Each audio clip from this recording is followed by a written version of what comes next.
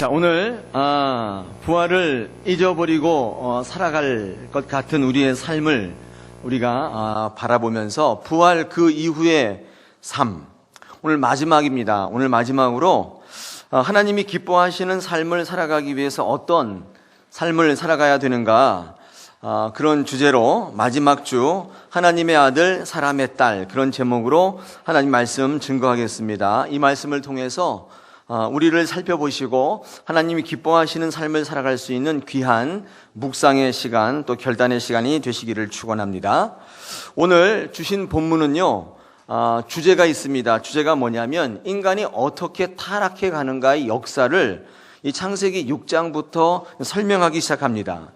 그래서 인간이 이 타락이 너무 극심하기 때문에 이제 하나님께서는 노아의 홍수를 일으켜서 인간을 심판하시게 되는데 그 바로 직전입니다. 때문에 오늘 성경 말씀의 시간적 배경은요, 이 인간의 타락이 너무 극심해서 이제 하나님께서 진노의 손을 드셔서 인간을 심판하시기 바로 직전, 노아의 홍수를 사용하셔서 인간을 심판하기 직전, 그 시대를 이제 배경으로 삼고 있습니다. 자, 그렇다면 그 시대가 도대체 어떤 시대였길래 하나님께서 그토록 살아가시는 인간들을 전부 심판하시기로 결정하셨는가? 여러분, 그 시대를 우리 성경은 두 가지로 규정하고 있는데, 오늘 그 말씀을 중심으로 우리의 삶과 우리의 또 시대를 한번 규정해 보겠습니다. 먼저 그 시대적 특징이 첫째가 뭐냐면 땅이 번성하기 시작할 때다. 성경은 그렇게 적고 있습니다. 인간의 타락이 시작하는 이 본문의 시작을 어떻게 시작하고 있냐면 사람들이 땅 위에서 번성하기 시작했다. 성경은 이렇게 시작하고 있습니다. 이게 무슨 말이냐면 번성하니까 타락하기 시작하더라는 거예요. 참 의미 있는 이야기 아닙니까? 번성하니까 타락하더라는 거예요. 반대말은 뭡니까? 번성하지 않을 때에는 타락하지 않았다는 거예요. 인간들이 타락하기 시작한 것은 번성하기 시작하면서부터 인간은 타락하기 시작했다. 성경은 이 6장, 창세기 6장, 인간의 타락장을 적을 때 제일 첫 번째로 그 원인을 인간이 번성했기 때문이라고 시작하고 있습니다. 여러분, 이 번성이라고 하는 단어는요, 히브리 말로 라바드라고 하는 단어인데 숫자가 많다는 뜻이 있지만은 이 크기가 커졌다, 그런 뜻도 있습니다. 그러니까 숫자가 많아서 번성이기도 하지만 커졌다는 거죠. 예를 들어서 돈을 많이 번 것도 뭐예요?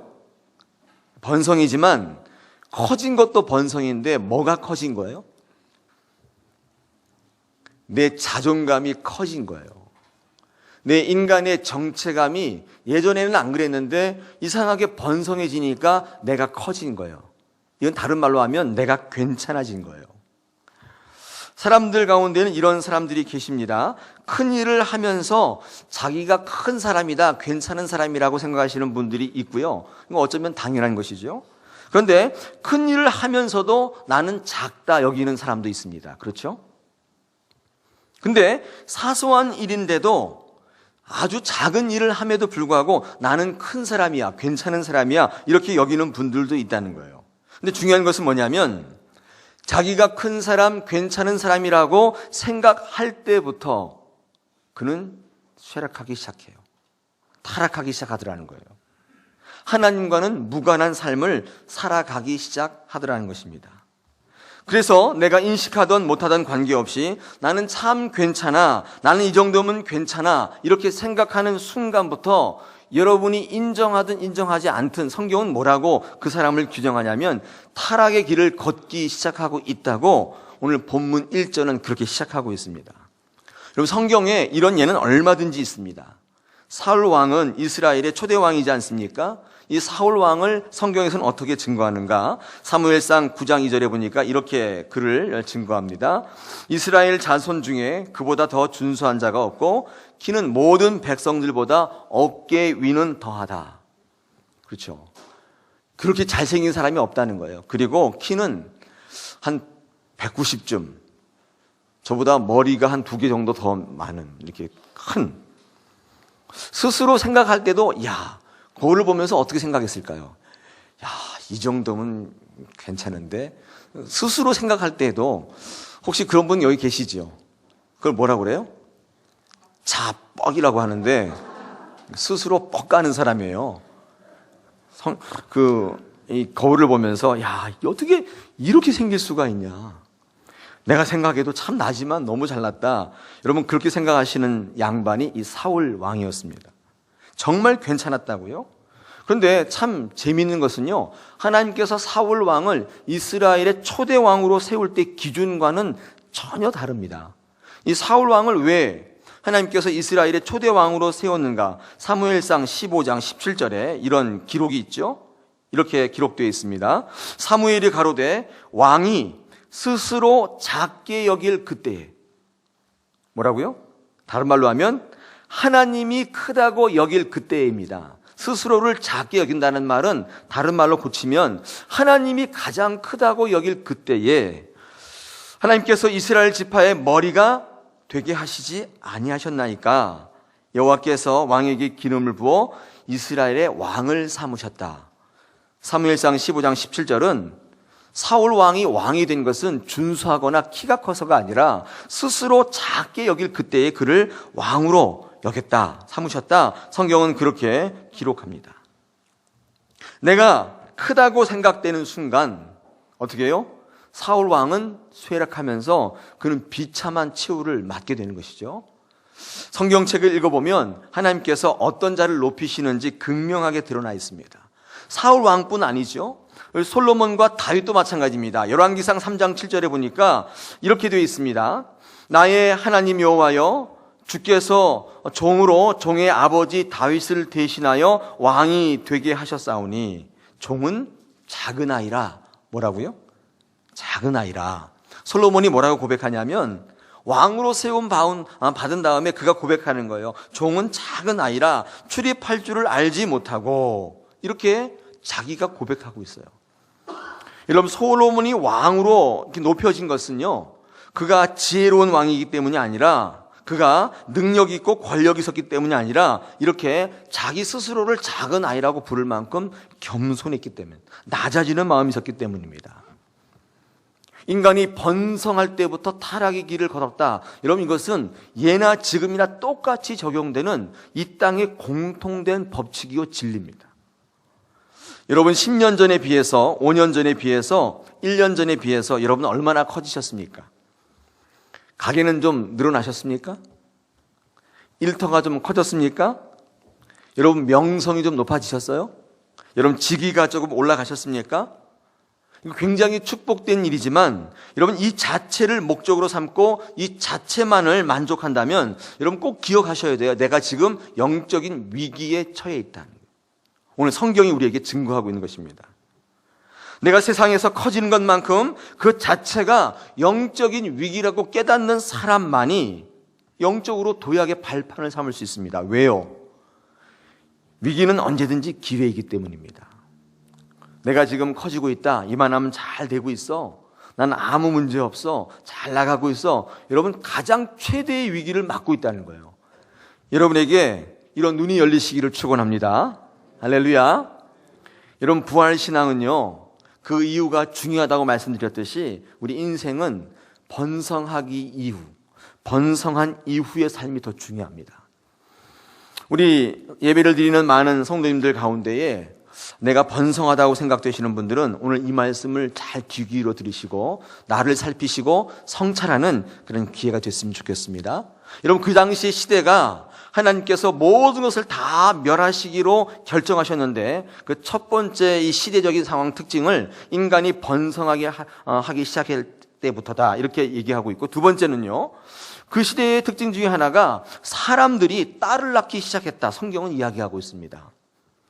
하나님께서 전체 인류를 싹 쓸어버리시기로 결정할 만큼의 분노가 있었는데 그 내용 중에 하나가 뭐냐면 사람들이 딸을 낳았다는 거예요.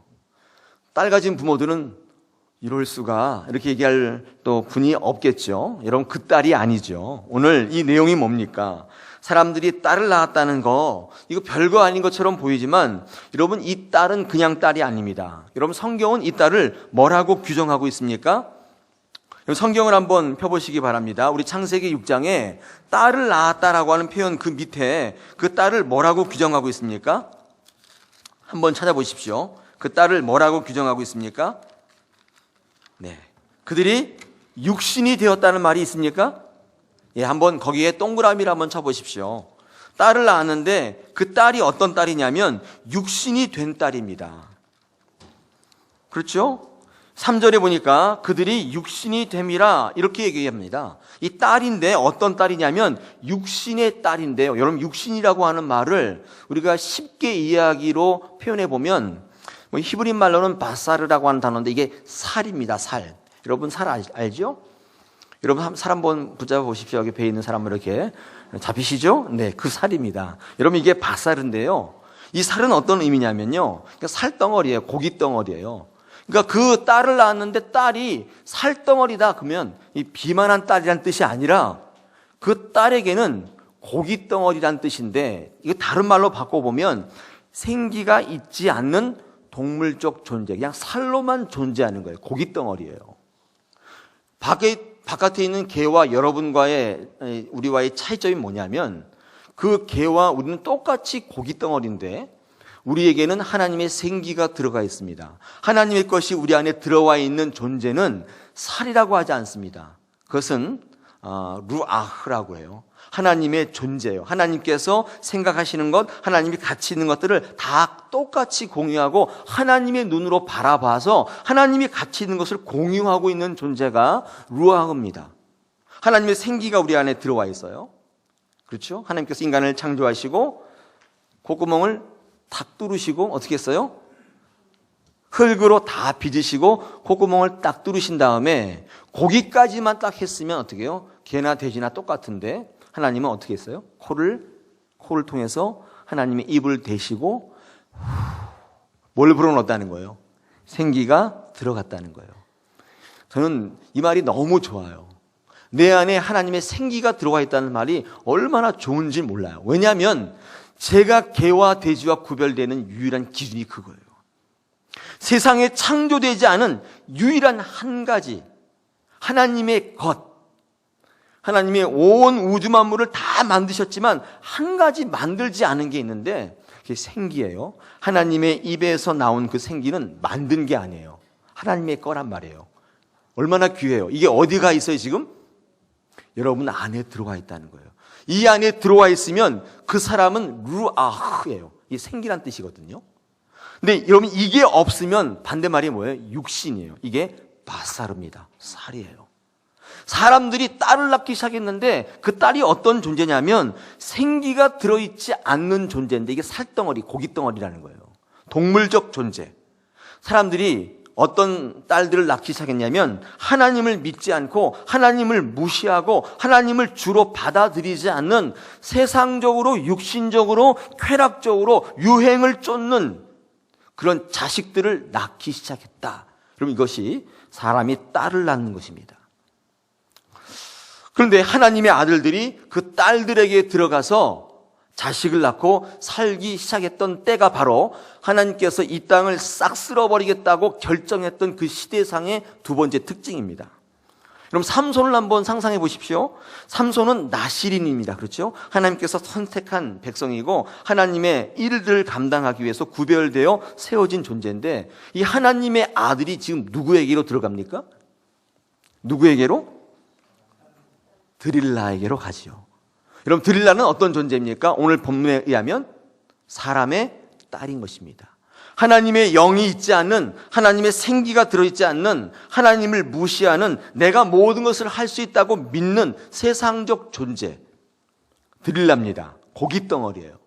바사르입니다. 여러분 하나님께서 세상을 멸하시기 시작하게 될 때부터의 특징이 뭐냐면 바로 이 사람의 딸들을 취하기 시작했다. 여러분 이것은 그 당시 노아의 시대뿐만 아니라 이 시대를 살아가는 우리 시대에도 똑같습니다. 여러분 한번 여러분의 모습을 한번 보십시오. 여러분의 삶 가운데에 사람의 딸들을 취하고 있지 않습니까? 저는 딸을 낳은 적이 없는데요. 지금도 그런 생각을 하십니까?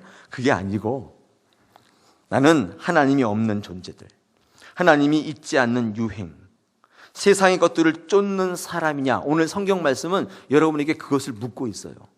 만약에 이것이 여러분 삶 가운데 지금 만연하다면 부활을 잊어버리고 그 잊어버린 삶을 통해서 세상을 쫓고 쾌락적인 삶을 살아가고 있는 것이라면 하나님께 목적 두지 않고 인간의 목적을 가지고 헛된 것을 쫓고 있는 삶이라면 지금 가장 영적인 위기에 와 있다는 거예요. 저는 예수를 믿어야 할 필요성이 누구에게나 있지만 특히 이 여성분들이 예수를 믿어야 한다고 생각하는 사람 중에 하나입니다. 왜 여성분들이 믿음이 좋아야 되느냐? 우리 여자분들의 믿음에 따라서 그 가정이 살아나는가 망하는가가 결정될 가능성이 큽니다. 여러분, 이것은 저의 사견이 아니라 성경에 증거하는 바예요. 여러분, 인류 최초의 타락은 누구 때문에 그러면 여자한테 점적으로 이제 전가하는 것 같아서 죄송한데 누가 연관되어 있어요? 결정적으로 하와, 여자가 연관되어 있습니다. 들으시는 여자분 기분 나빠하지 마시죠. 이거 성경에 기록되어 있는 거예요. 저는요, 여성 찬양주의자입니다. 저 여성을 좋아해요. 저는 여성 싫어하지 않습니다. 근데 제2의 타락, 오늘 노아의 홍수로 세상이 진멸되는 이 타락의 심판에도 지금 뭐가 연루되어 있어요? 여성이 연루되어 있다는 거예요. 우리 삶 가운데 여성이 참 중요합니다. 오늘 이 설교를 들으시는 여성분들은 한번 귀를 쫑긋 세우시고 여러분이 앞으로 어떤 인생을 살아야 될지 한번 결정하는 계기가 되었으면 참 좋겠습니다. 왜 여성들이 중요한가 하면 여성을 하나님께서 만드실 때는요, 남자를 돕는 배필로 만드셨어요. 남자는 여자의 도움을 받지 않는 것처럼 보여도 실상은 여자의 영향을 많이 받습니다. 그러니까 여자가 무엇을 어떻게 돕느냐에 따라서 한 공동체가 흥할 수도 있고 쇠할 수도 있습니다. 제가 성경을 읽다가 잠언을 읽다 보면 굉장히 중요한 진리를 발견할 때가 많은데, 여러분, 잠언이 어떤 글인 줄 아세요? 잠언은 솔로몬 대왕이 사실은 그의 아들들, 왕자에게 쓴 거예요. 왕자들에게 쓴 글이라고 봐야 되겠죠. 어떤 의미에서는 남자들에게 주는 권면의 글들입니다. 그런데 참 이상하게도 이 잠언의 결론을 보면 그렇게 끝나고 있지 않습니다. 이 잠언의 마지막 장 31장 30절로 31절 한번 보면 거기 뭐라고 이 잠언의 마지막을 맺고 있냐면 이렇게 결론을 맺고 있습니다. 제가 한번 읽어봐 드릴게요. 잠언 31장 30절로 31절입니다. 고운 것도 거짓되고 아름다운 것도 헛되나 오직 여호와를 경외하는 여자는 칭찬을 받을 것이라. 그의 손의 열매가 그에게로 돌아갈 것이요 그 행한 일로 말미암아 성문에서 칭찬을 받으리라. 이게 마지막이에요. 너무 이상하죠. 그러니까 왕자들에게, 아들들에게 쓴 글인데 여러분, 이 글의 결말을 왜 이렇게 냈느냐는 거예요. 잠언은 지혜를 얻고자 하는 모든 사람에게 주는 지혜의 책인데 31장으로 이루어진 이 지혜의 책을 다 기록한 이후에 이 결론을요, 여자에게 해주는 그 이야기로 끝내고 있어요. 제가 예를 한번 드리면 이런 거예요. 솔로몬이 자기 아들들, 왕자들에게 야, 어떻게 하면 지혜로운 삶을 살 수 있는가 쭉 얘기하다가 그 얘기를 실컷 해주다가 그 마지막에는요, 그 지혜의 완성이 여자로부터 완성된다. 그리고 끝난 거예요. 재밌지 않습니까? 저는 마지막이 굉장히 충격적이었는데, 아들들에게 인생의 교훈을 얘기하면서 너 정말 지혜롭게 살려면, 인생을 건져오려면 이렇게 살아야 한다. 그러면서 결론으로 여자를 잘 얻어야 한다. 이런 결론으로 딱 끝나는 것입니다. 여러분, 왜 잠언은요, 그 인생의 지혜를 쭉 얘기하면서 여자의 이야기로 끝냈을까요? 왜 그랬을까요? 여자가 그만큼 인생의 지혜를 결정짓는 칼자루를 가지고 있다는 거예요. 모든 지혜의 잠언서의 결론은 여자라는 사실을 여러분 기억해 보실 필요가 있어요. 오늘 성경 말씀 제가 아니지만 오늘 잠언 읽어드린 31장 30절로 31절 보니까 거기에 모든 것이 고운 것도 헛되고 뭐라고 그랬죠? 고운 것도 거짓되고 아름다운 것도 헛되다. 이렇게 말씀하면서 이 잠언의 총 결론을 여자로 결말을 짓는데 어떤 여인이 지혜로운 여자냐면 고운 것이 거짓이라는 것을 아는 여자라고 성경은 얘기하고 있는 것이죠. 한번 생각해 보십시오. 여러분, 고운 것은 고운 것이지 여러분, 고운 것이 왜 거짓됩니까? 또 아름다운 것은 아름다운 것이지 왜 아름다운 것이 헛됩니까? 왜 성경 잠언은 우리에게 이렇게 권면하는 것입니까? 아니, 고운 것은 고운 것이고 아름다운 것은 아름다운 것이죠. 그래서 많은 여인들이 고운 것이나 아름다운 것을 추구하지 않습니까? 여기 뭐 아름다운 거 고운 거 싫어하시는 분 계세요? 나는 더럽고 추악한 것만 좋아한다, 이런 여자분은 안 계시잖아요. 다 아름답고 고운 것들을 좋아합니다. 그런데 하나님은 왜 그것들이 헛되다고 말씀하는 걸까요? 이유가 뭡니까? 이유가 간단합니다. 왜요? 고운 것이나 아름다운 것은요, 영원하지 않기 때문이에요. 성경에서 말하는 이 고운 것이나 아름다운 것의 특징이 뭐냐면, 좋긴 한데 이게 헛되고 거짓된 것인 이유가 뭐냐면 영원하지 않습니다. 영원하지 않는 고운 것, 아름다운 것은 거짓되고 헛된 거예요.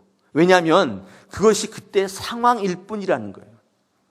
지금 빛발에 가는 과정 가운데 있다는 거예요. 지금은 아름다워 보이지만 결국은 누추해질 거라는 거예요.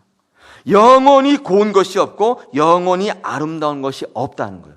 여러분, 이 사실을 아는 게 지혜로운 여인이라는 거예요. 왜 고운 것이 거짓이고 아름다운 것이 헛됩니까? 영원하지 않기 때문입니다. 이 사실을 아는 여인들이 괜찮은 여인이에요. 이쁜 여자분들은 잘 모르시죠, 그거. 네. 여러분, 이쁘면요 참 살기 편해요, 그죠? 뭐 물건 살 때 더 주세요. 그럼 더 주잖아요. 좀 깎아주세요. 그러면 바로 깎아주잖아요. 근데 우리 권사님 하면 안 줘요, 그죠? 권사님이 더 주세요 이러면 안 준다고요. 안 깎아줘요. 여러분, 이게 뭐냐면 그게 영원하지 않다는 걸 아는 게 지혜로운 여인이고 정말 아름다운 여인이에요. 이쁘면 너무 편해요, 살기. 근데 그런 분들이 빠지는 착각이 뭐냐면 그게 영원할 줄 알아요. 이것을 깨닫지 못하는 여인은 가면 갈수록 추악해지는 거예요. 추해진다고요. 가장 지혜로운 여인은 고운 것도 아름다운 것도 다 거짓되다는 사실을 아는 여인입니다. 이게 진정한 아름다운 것이라고 이야기하고, 이게 진정한 지혜라고 지혜의 잠언서를 마감하면서 여인의 이야기로 끝나고 있다는 사실을 여러분 주목하셔서 보실 필요가 있어요. 이런 말이 있죠. 60세가 되면 미모의 평준화 온다. 그죠? 아무리 아름다운 여자라도 60세 딱 되면 그분 비슷해요. 평준화가 딱 오죠. 70세가 되면 지식의 평준화가 딱 옵니다. 아무리 똑똑한 여자분도 70세 딱 되면 거의 비슷해져요. 80세가 되면 건강의 평준화 와서 사실은 산 분이나 안 산 분이나 뭐 이렇게 비슷해져요. 건강이 이렇게 비슷해진다고요. 그렇잖아요. 90세가 되면 어떻게 돼요? 재물의 평준화가 와요. 돈이 있으나 없으나 매 한 가지에 못 쓰는 건 똑같아요. 뭐 돈이 있어도 똑같고 없어도 똑같은 거예요. 이게 무슨 말을 하고 있는 거예요? 우리의 젊음, 우리의 모든 아름다움은 영원하지 않기 때문에 거기에다가 근거를 두고 그것을 붙잡는 인생은 참 지혜롭지 못하다, 그 얘기를 하는 겁니다. 성경에서 말씀하는 지혜는 바로 이런 것이죠. 내 눈앞에 소멸되어 가는 것을 보지 못하는 거예요. 돈도 마찬가지입니다. 돈이 있으면 무엇인가 할 수 있을 것 같지만 그래서 그걸 쫓아다니잖아요. 근데 어느 순간 다 헛된 게 돼버려요. 아무것도 할 수 없는 때가 온다, 그 말이에요. 지식을 추구해서 열심히 공부해보지만 나이 들어 보십시오. 자기 손자 이름도 기억 못해요. 그 수많은 책 읽은 것들이 다 무슨 소용이에요? 아무 소용 없어요. 다 헛된 게 된다고요. 그래서 지혜 있는 자는요, 결국은 하나님을 경유할 수밖에 없어요. 그런 인생이 된다는 거예요. 여러분, 세상을 바꾸는 것은 정치인이 아니에요. 저희 교회는 정치인 전도사님이 계시지만 세상을 바꾸는 것은 정치인이 아닙니다. 세상을 정화시키고 살맛 나게 만드는 것은 조직화된 교회가 아니에요. 이 세상을 하나님의 뜻대로 만들어갈 수 있는 힘을 누가 가지고 있는가? 사실은 부모님들이 갖고 계신데 그 부모님들 가운데 구체적으로 말하면 지혜로운 여자를 둔 가정이라고요. 그들이 세상을 바꿔가요. 여러분, 한 사회가 진정한 혁명을 일으키기 위해서는 여러분 그 사회를 구성하는 50%의 여자분들이 어떤 분야에 따라 달라져요. 왜냐하면 그 여자분들이 남자를 움직이기 때문에. 여자분들이 진리에 서 있지 않으면 그 사회가 개혁될 가능성이 없어요. 아무리 남자들이 잘났다 할지라도 개혁되지 않는다는 거예요. 예수를 다 믿어야 되지만 정말 예수를 믿어야 되는 분이 뭐냐면 사람의 딸로 태어나지 않고 하나님을 믿는 믿음의 여인들이 많이 나와야 되기 때문입니다. 여인이 얼마나 중요합니까? 우리 장가 가신 남자분들, 청년들 정말 어떻게 해요? 여자를 잘 얻어야 되죠. 저는 주례를 굉장히 많이 했지 않습니까? 그래서 청년들이 저한테 찾아오셔가지고 이렇게 상담을 많이 해요.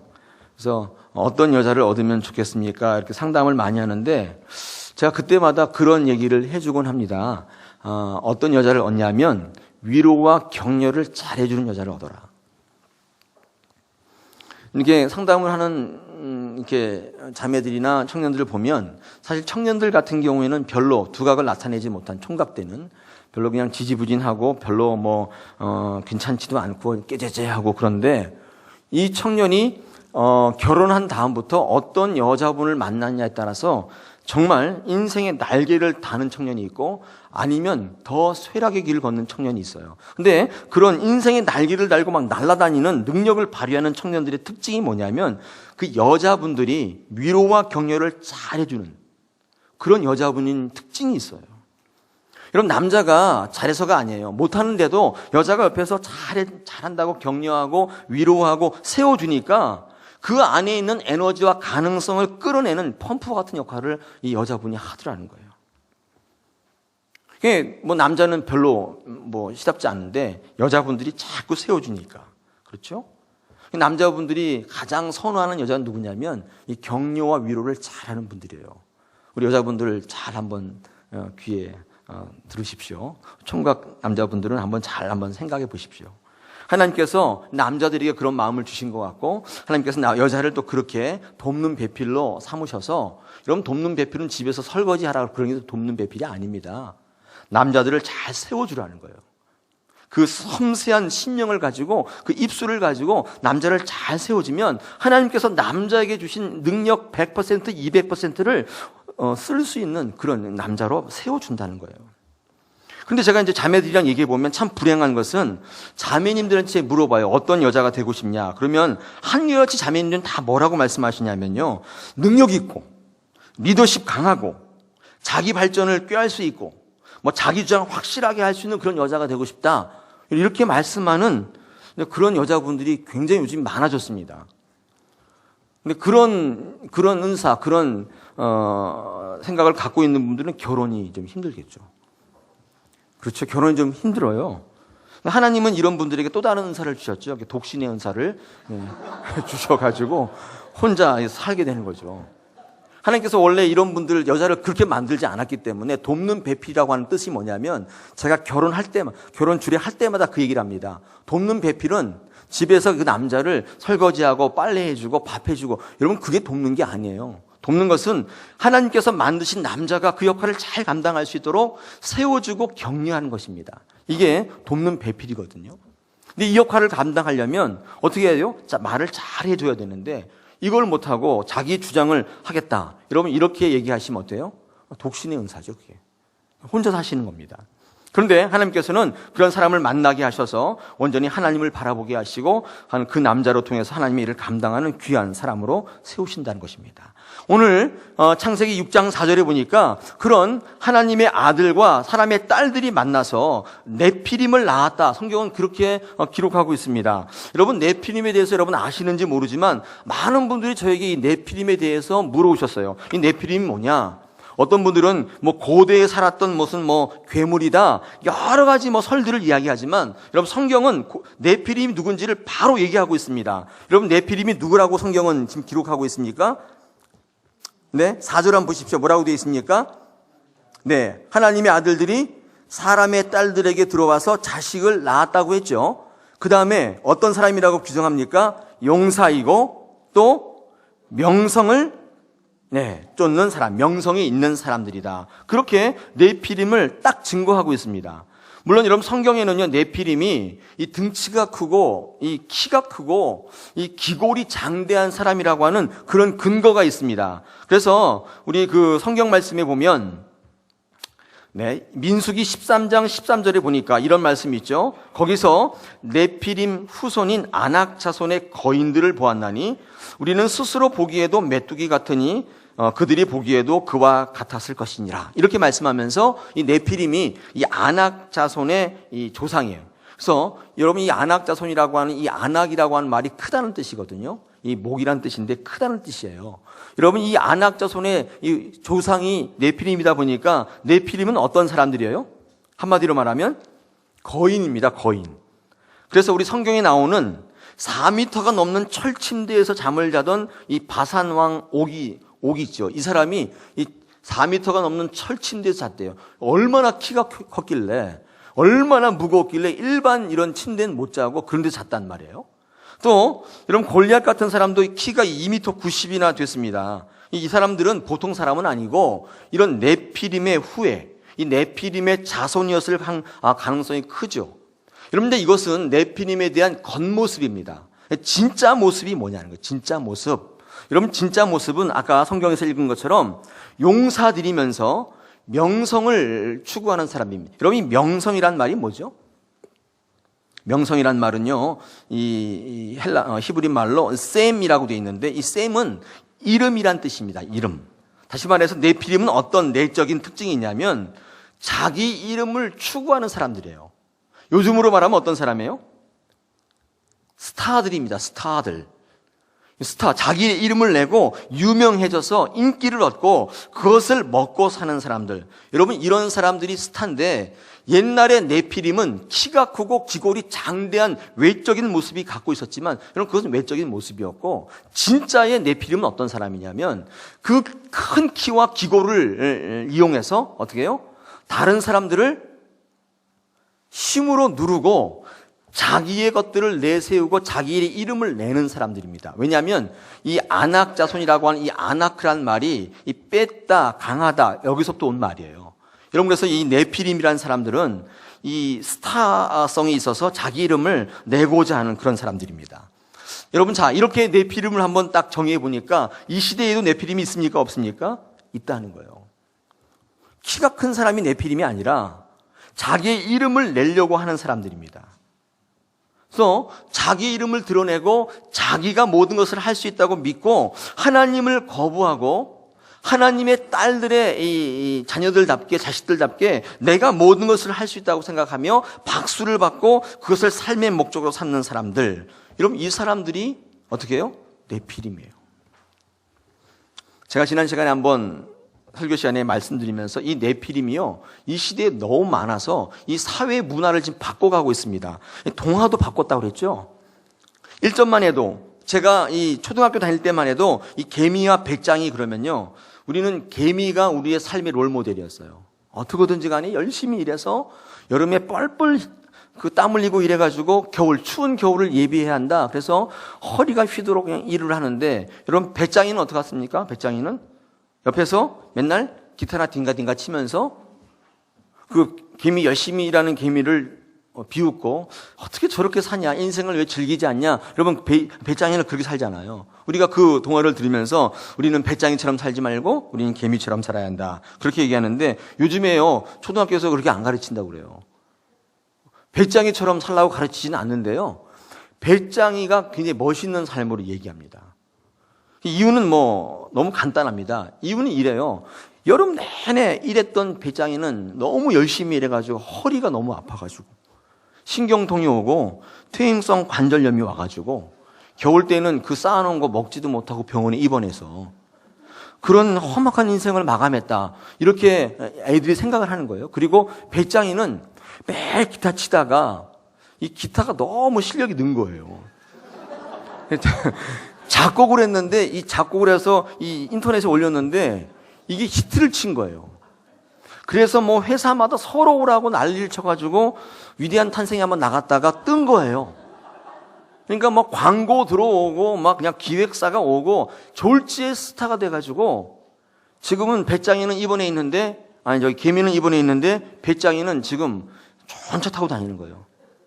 이게 이 시대의 네피림이 만든 동화예요. 자기 이름을 낸다는 거예요. 여러분은 자식을 키우면서 어떤 사람으로 출세하기를 원하십니까? 개미예요? 배짱이에요? 여러분 만약에 배짱이도 나쁘지 않다고 생각된다면 여러분 뭐예요? 네피림일 가능성이 크다는 거예요. 저는요 목회도 마찬가지라는 생각을 해봅니다. 그럼 제가 제일 듣기 싫은 말 중에 하나가 뭐냐면 스타 목사입니다. 스타 목사라는 말이 저희 목사들 사이에 공공연하게 쓰이는 말이에요. 그 스타 목사가 어떤 목사예요? 설교를 잘하거나 설교력 때문에 단시간 내에 교회를 부흥해서 숫자가 많이 모이는 교회. 그래서 그 여세를 몰아서 설교집을 책으로 내서 인쇄만도 한 달에 1,000만 원, 2,000만 원씩 버는 목사들. 이런 사람을 우리는 스타 목사라고 하는데, 여러분 그 스타 목사라는 말이 정말 영적인 말이에요. 저는 그 말을 네피림 목사라고 바꿔봅니다. 자기 이름을 내는 거예요. 여러분 우리는 이 시대에 하나님의 진노 가운데 서 있습니다. 우리 아침에 로마서를 공부하고 있는데 우리 예수 믿는 신앙의 첫 걸음이 뭐냐면 하나님의 진노 앞에 낱낱이 발가벗고 서는 거예요. 그때부터 예수 믿는 신앙이 시작됩니다. 여러분 이 시대에 하나님께서 우리에게 원하는 건 뭐냐면 네피림이 아닙니다. 이런 네피림은 힘의 논리이고 또 경쟁의 논리예요. 누가복음 5장에 우리 베데스다의 집, 이것도 마찬가지지 않습니까? 38년 된 병자가 고침을 받기 위해서 이 베데스다 연못가에 누워 있는데, 이 베데스다 연못은 들어가기만 하면, 물이 동할 때 들어가기만 하면 다 낫는 그런 연못이에요. 근데 여기서 한번 나와보겠다고 계속 그러고 있는데 낫지를 못하는 거예요. 왜냐하면 물이 동할 때 뛰어가봐야 바로 다른 사람들이 들어가기 때문에 들어가지를 못하는 거예요. 그래서 맨날 저 뒤에서 한탄하고 신세 한탄하고 그러고 있는 거예요. 여러분 그 물이 동할 때 가장 먼저 들어갈 수 있는 사람은 누구라 그랬어요? 제가 그 연못 가에 이렇게 누워있는 사람들이죠. 연못 테두리 있지 않습니까? 이렇게 딱 누워있다가 물이 동한다 그러면 바로 구르면 딱 떨어질 수 있는 사람들. 근데 그 자리가 한정되어 있기 때문에 그 자리에 누가 누워있어요? 돈 있는 사람 누워있겠죠. 왜냐하면 거기 돈 주고 사야 되기 때문에. 여러분 그런 자리가 있으면 반드시 프리미엄이 붙잖아요. 아무나 못 묻잖아요. 돈 없는 사람은 저 멀리 있기 때문에 물이 막 동할 때 뛰어가서 가봐야 들어가지도 못해요. 그 주변에 서 있는 그 사람들만 들어가죠. 여러분 그렇다면 여러분 그 베데스다 연못은 그것은 은혜의 집 맞습니까? 아니요. 그건 경쟁의 집인데 하나님은 그것을 은혜라고 얘기한 적이 없어요. 하나님은 우리에게 뭐라고 가르쳐 줍니까? 남들을 위해서 희생하라고 가르쳐 주는 거예요. 이런 거예요. 저 뒤에서 암말기, 위암말기, 무슨 폐암말기 두 환자가 서로 의지하고 있다가 야, 너 얼마나 고통스럽니? 얼마나 살기 힘드니? 얼마나 남아서 살 날? 이렇게 물어보면서 이렇게 의지하고 있는데 갑자기 물이 동한다! 소리 드니까 어떻게 해요?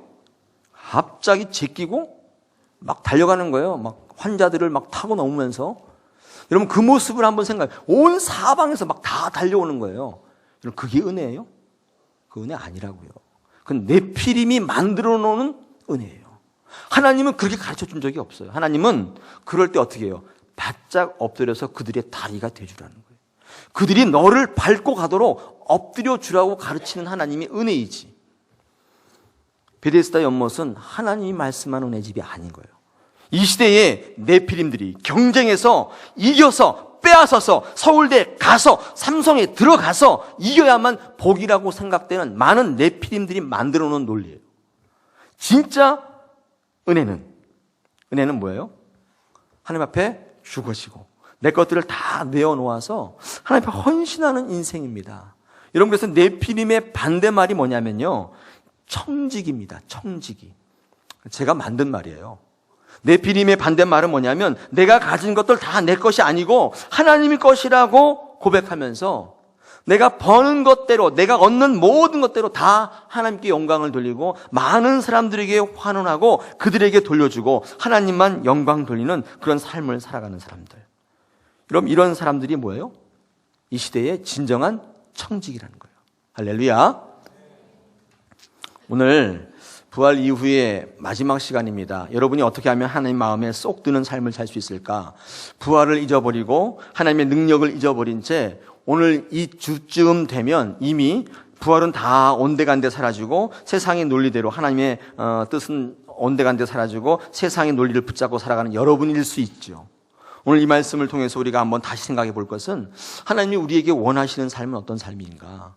정말 하나님의 아들들이 사람의 딸과 결혼해서 믿지 않는 세상의 것들을 낳는 삶인가? 그렇지 않다는 거예요.